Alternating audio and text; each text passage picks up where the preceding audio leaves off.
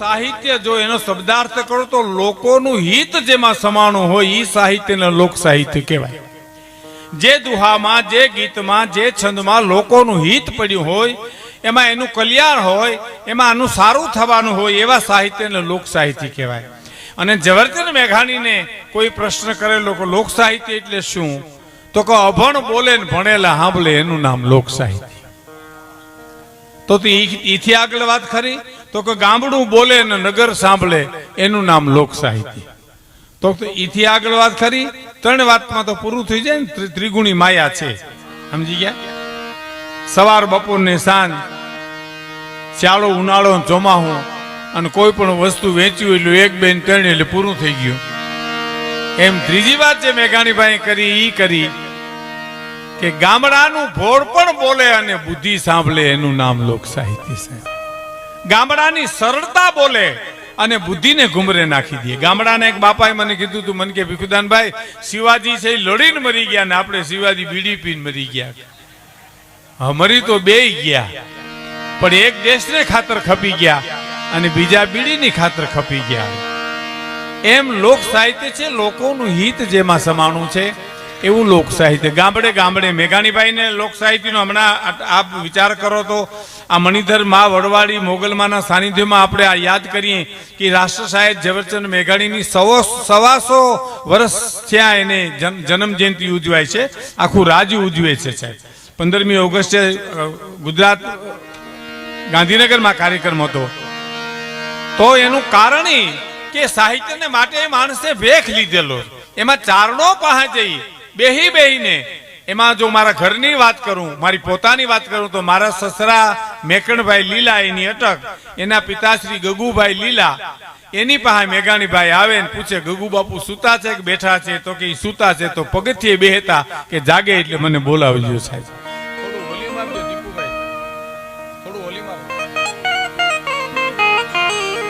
ઈ જાગે એટલે મને બોલાવજો.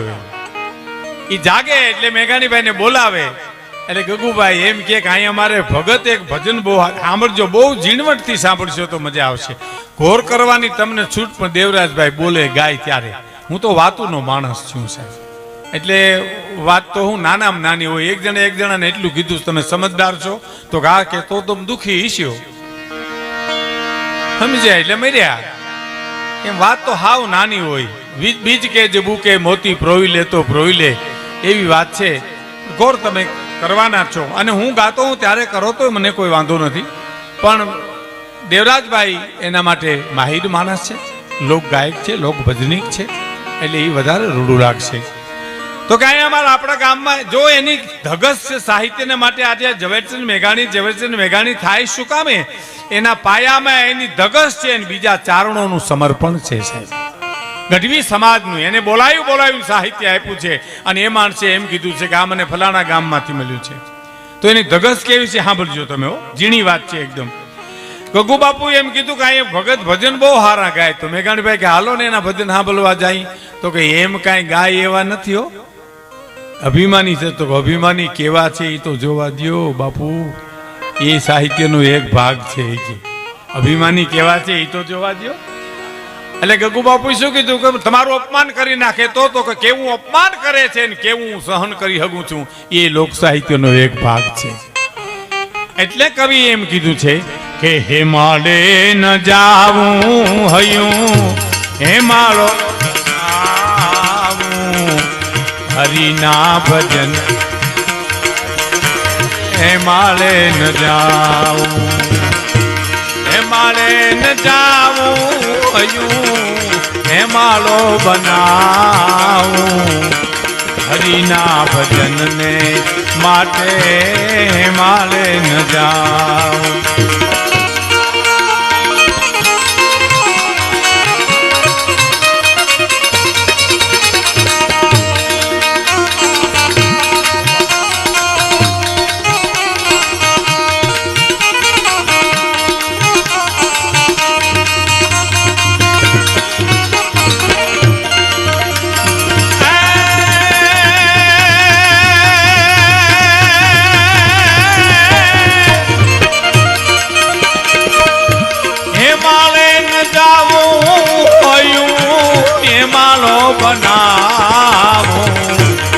હરિના ભજનને માટે હિમાલય ન જાઉં, હરિના ભજનને માટે હિમાલય ન જાવું, મારું હૈયું હિમાલય બનાવું, હરિના ભજનને માટે હિમાલય ન જાવું. આ પૂજ્ય બાપુ ક્યાં ગયા છે? અહીં નહીં બેઠા છે, માનસ આ નીચેમાં જ બેઠા, એનું હૈયું હિમાલય કરીને બેઠા. તમારા દુઃખ મને આપો ને, આ હિમાલય ગળી જાય છે, હિમાલય ઓગાળી નાખશે તમારા દુઃખને. હે ક્યાં લેવા જશો, ક્યાં ગોતવા જશો તમે? હે કરવાનું શું? મન કેરા મંદિરિયામાં દીવો કરી દેખું, મનના મંદિરિયામાં દીવો કરી દેખું. આ જે દુનિયાના જે મારા તમારા ખેલ છે ને, મનના ખેલ છે હો, આત્માના નહીં, મનના ખેલ છે. મનના ખેલ કેવા છે ખબર? એક ભાઈને કીધું હું બેહવા ગયો ને એટલા ફટાકડાના અવાજ માંડ્યા આવવા, એટલા બધા અવાજ માંડ્યા આવવા, એટલે મેં ગરદન કીધું છોકરા એટલા બધા ફટાકડા ફોડે છે? મને કે ના રે ના ભાઈ, અહીંયા આવો અંદર કેસેટ કરી લીધી ફટાકિયા ફોડવાની, ટેપમાં વાગે છે, આ નથી રૂબરૂ વાગતા ફટાકિયા ફૂટતા. જઈ ઈચ્છા થાય તી બટન દબાવી દી, ધડા ધડી ધડા ધડી ધડા ધડી. આ મનના ખેલ નથી, શેને ખેલ છે ભાઈ છે? હવે એક હાવ જીણામાં જીણી સાહેબ તમને વાત કરું, હાવ જીણામાં જીણી. મને, હું મારો દાખલો આપું છું, મને એમ થાય કે મને 100 રૂપિયા મળી જાય તો મજા આવે, 100 રૂપિયા મળી જાય તો મજા આવે, 100 રૂપિયા મળી જાય તો મજા આવે. મારું મન રટણ કરે અને એમાં 100 રૂપિયા મળી જાય અને મને જે મજા આવે ને એ 100 રૂપિયાની મજા નથી, આ મારા મને વાત મૂકી દીધી ને એની આ વાત છે સાહેબ. મારા મને જે રટણ લીધું હતું 100 રૂપિયા મને મળી જાય, મનની જ ભૂમિકા છે. એક શેઠની હવેલીમાં આગ લાગી અને કીધું શેઠ તમારી હવેલી હલગી ગઈ, અને ગામના પાદરમાંથી ખબર પડી અને માથા પછાડતા અને પડતા પાડતા મારો બાપલિયા મારું બધું હલગી ગયું, બળી ગયું, હવે મારું કાંઈ રહ્યું નહીં, હું ભિખારી થઈ ગયો. ત્યાં અડધે પલે પૂગ્યા હતા, કોકે સામે હાલીને કીધું શેઠ બાપા બહુ રોવોમાં, માથા પછાડોમાં તમારી હવેલી છે ને એ 2 મહિના પહેલા તમારા દીકરાએ વેચી નાખી છે. એમ જોયું? મનની ભૂમિકા ફરી ગઈ. મારી હવેલી હળગી ગઈ હતી અને ખબર પડી કે વેચી નાખી, એટલે કે એમ તો બિચારાનું હળગી ગયું કા? અરે રામ રામ મારા વાલા, કાંઈ રહ્યું નહીં, બધું ધૂળ ધાણી થઈ ગયું. અરે પ્રભુ, તા છોકરો આવી ગયો ને છોકરે આવીને કીધું સોદો થયો તો પણ કેન્સલ થયો. એટલે ઓલી રોવા માંડ્યો, મનના મંદિરિયામાં દીવો કરી દેખું રે, મનના મંદિરિયામાં દીવો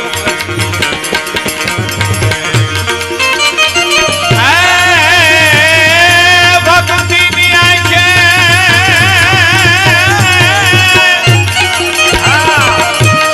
ભક્ત બીજ પલટે નહીં અને ભલે જાય જુગવન, પણ ભક્ત બીજ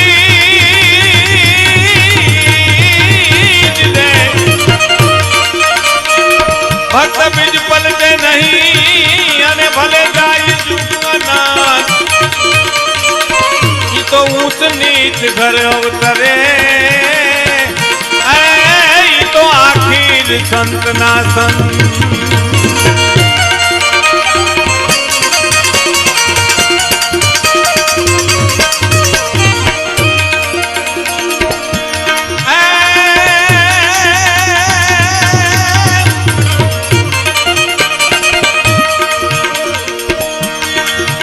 ભક્ત બીજ પલટે નહીં અને જાય જુગવન, ઊંચ નીચ ઘર અવતરે, તો આખીર સંતના ભક્તિની આંખે સગડું દેખું ને દેખાડું, હરિના ભજનને માટે હિમાલય ન જાવું, હિમાલય ન જાવું, હૈયું હિમાળો બનાવું, હરિના ભજનને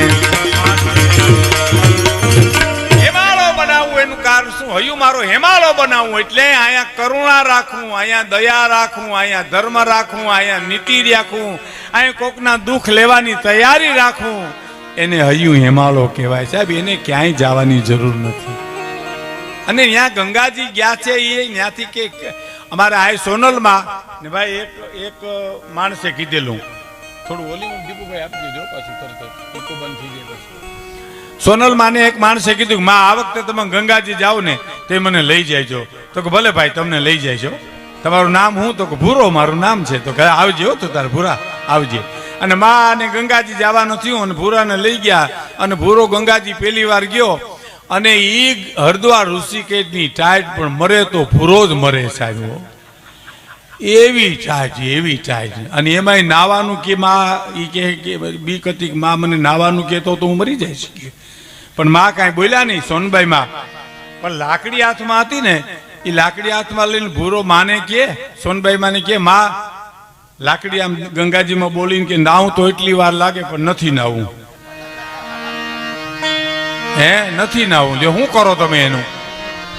હે હરદ્વાર ઋષિકેશ બે જણા હરાવા ગયા ને તો ગોર બાપાએ હરદ્વાર ઋષિકેશમાં કીધું કે 7 પ્રકારનું દાન લાવો. તો કે એક પ્રકારનું નહોતું તે બાપુજી ગુજરી ગયા.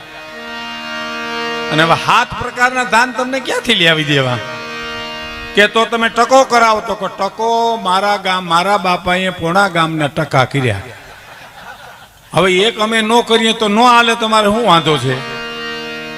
પછી ત્યાંથી અહીંયા આવ્યા ને ત્યાંથી આવ્યા એટલે તરત જ નાના ભાઈ મોટા ભાઈને કીધું, મોટા ભાઈ ગોર બાપાએ આપણું હરદ્વારમાં ઋષિકેશમાં ગંગાને કાંઠે રાખ્યું બહુ, આપણું બહુ રાખ્યું.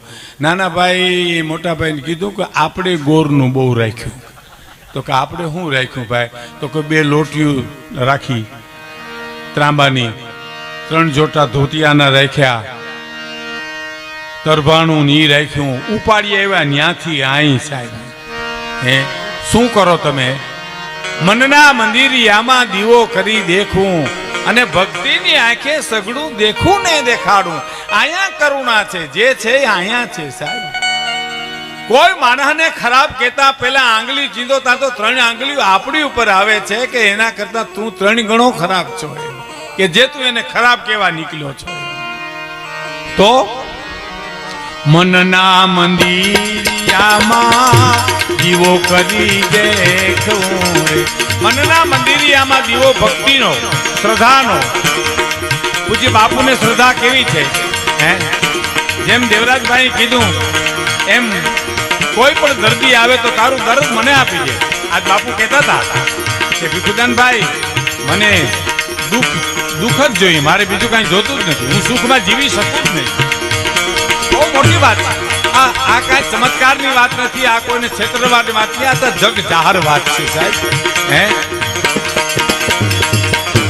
મનના મંદિરિયામાં દીવો કરી દેખું રે.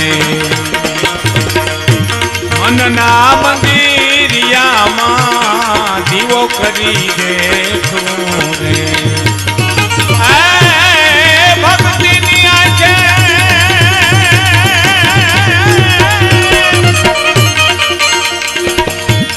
ભક્તિની આંખે સગડું દેખું ને દેખાડું. હરિના ભજનને માટે હિમાલય ન જાવું, હયું હિમાળો બનાવું. હરિના ભજનને માટે મારે ન જાવું, એ હરિના ભજનને માટે. અને પછીની કડી બહુ સારી છે સાહેબ, બહુ સરસ છે.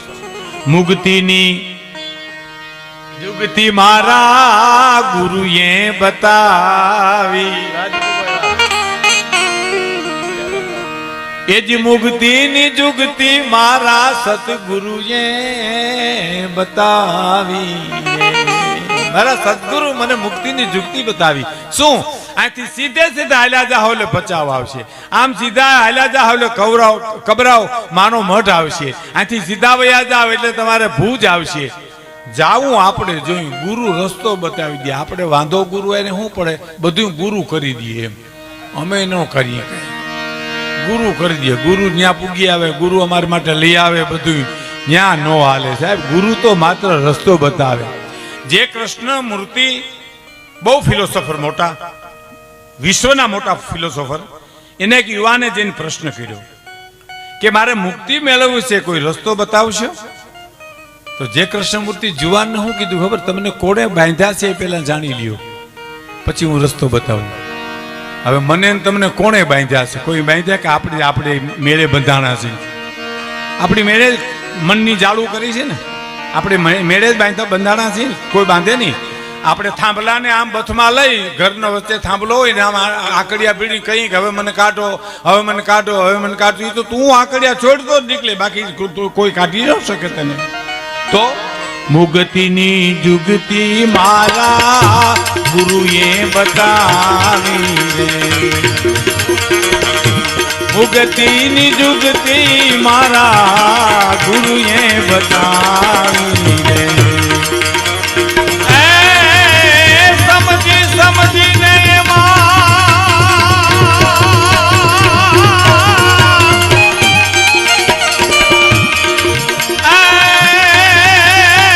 સમજણ વૈનાનું જીવવું અને જીવો બોલે વરસ હજાર.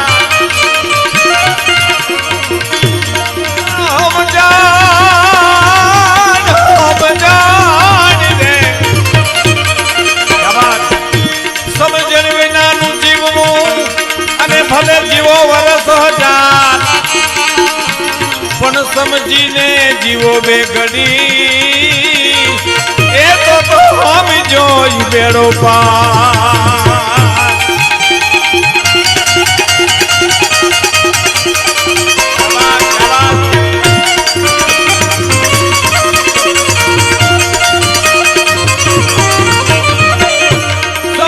સમજીને એમાં સમરથ હરિના ભજનને માટે હિમાલય ન જાવું, હિમાલય ન જાવું હજુ હિમાલો બનાવું. હરિના ભજનને માટે હિમાલય ન જાવું.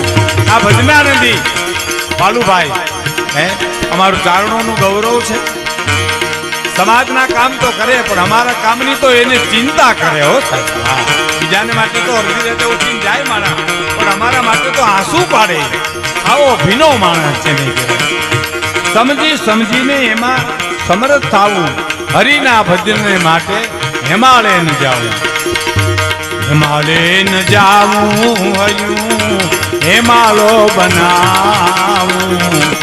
હરિના ભજનને માટે હિમાલય.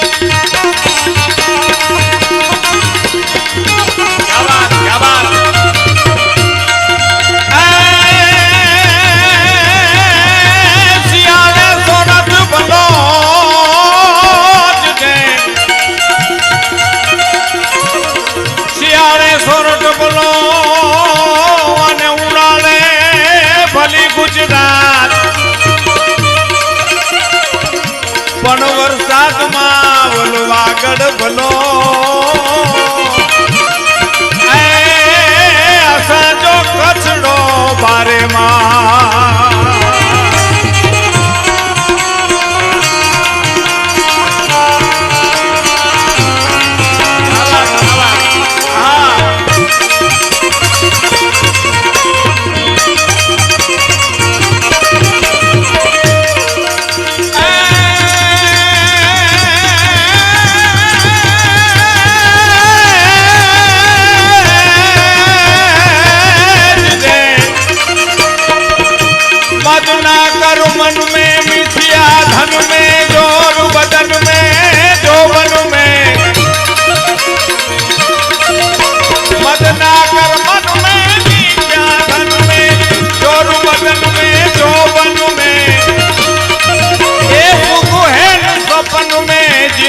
वतन में चपला तन में छन छन में तजवेर वतन में देश धर्म में कौन में तलसाना चित चेत सियाना फिर नहीं आना जुग में आखिर मर जाना भाई जुग में आ जो बापू जो हे वरवाणी मां मोगल मणिधार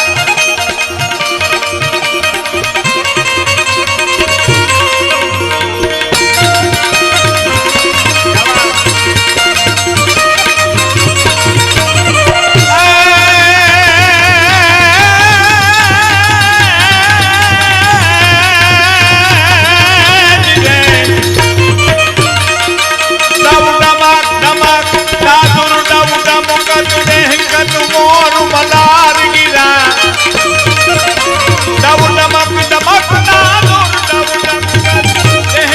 मोर मलार गिरा पीऊ पीऊ शब्द पुकारत जात पीऊ पीऊ कोकिल कंठ गिरा तो गड़र गड़र नबू होत कड़ाका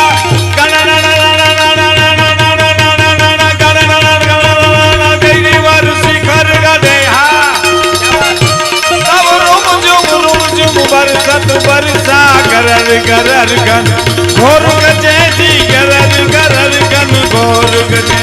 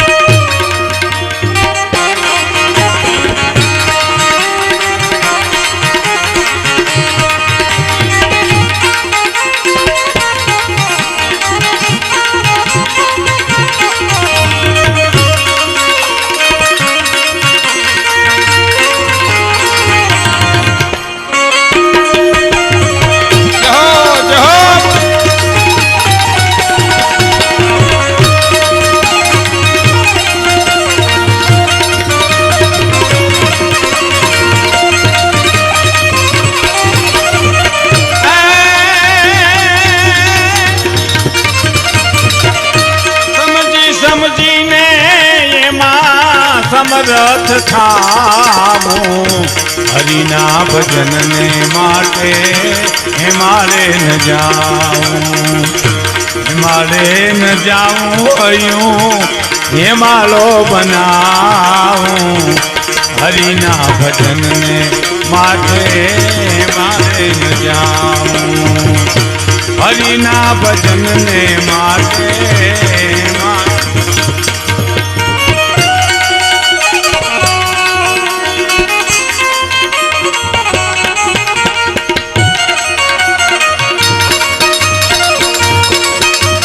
હમણાં જે વચ્ચે આવી અને ઘોર કરી ગયા એ અમારે પ્રવીણભાઈ મધુડા એની અમારા ચારણ સાહિત્ય ઉપર બહુ મોટું કામ કર્યું છે સાહેબ ઘણા અમારા જૂના ચારણી પુસ્તકો એકવાર ઊભા થાવ ભાઈ એકવાર ઊભા થાવ આ પ્રવીણભાઈ મધુડા એનું પૈન નાનું છે પણ કામ બહુ મોટું છે સાહેબ ઘણા પ્રાચીન પુસ્તકો એને રીપ્રિન્ટ કરી અને સમાજમાં આપ્યા છે અવતાર ચરિત્ર જેવા પુસ્તકો પાંડુ યજુ ચંદ્રિકા જેવા પુસ્તકો જેને વાંચવાય અઘરા પડે એવું બહુ મોટું કામ કર્યું છે એકવાર તાળીઓના ગગડાટથી એમને વધાવી લ્યો સાહેબ એને પ્રોત્સાહન મળે અને એને વધુ વેગ મળે એને કામ માટે